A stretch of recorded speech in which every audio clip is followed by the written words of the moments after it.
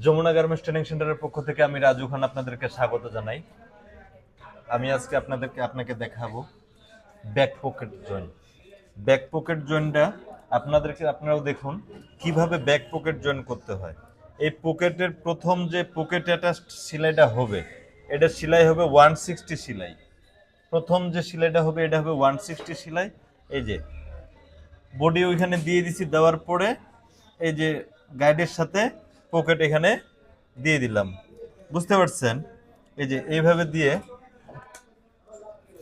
আপনার ফ্যাক্টরির ভিতরে আপনাদেরকে সব থেকে বেশি এই কাজগুলো করতে হবে, হয়তো বা লেগ হ্যাম না হয় ব্যাক পকেট জয়েন্ট, পকেট 1/4, ঠিক আছে, মাউথ ক্লোজ, হাই ক্লোজের কাজগুলো করতে হবে। কথা বুঝছেন? তার মধ্যে একটি অন্যতম প্রসেস হচ্ছে back pocket joint, back pocket attached. অনেকে বলে যে ব্যাক পকেট অ্যাটাচড, এটা 160 সেলাই হবে। প্রথমে জয়েন্টার সেলাইটা হবে 160 সেলাই, তারপরে যদি হ্যাঙ্গার গাইড দিয়ে বা গাইড দিয়ে সেলাই করার লাগে তাহলে 1/4 সেলাই হবে। অনেক সময় এটা 2 নিডেলেও সেলাই করা হয়। কথা বুঝছেন? তো আমি ওয়ান নিডল দিয়ে দেখাই দিচ্ছি, প্লেন মেশিন দিয়ে দেখাই দিচ্ছি কিভাবে ব্যাক পকেট জয়েন করতে হয়।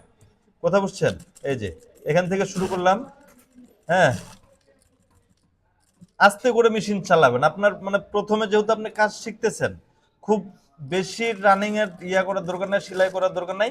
আস্তে করে এইভাবে দেখবেন পকেটের কোণা তৈরি করতে হবে, প্রতিটা কোণায় তৈরি করতে হবে।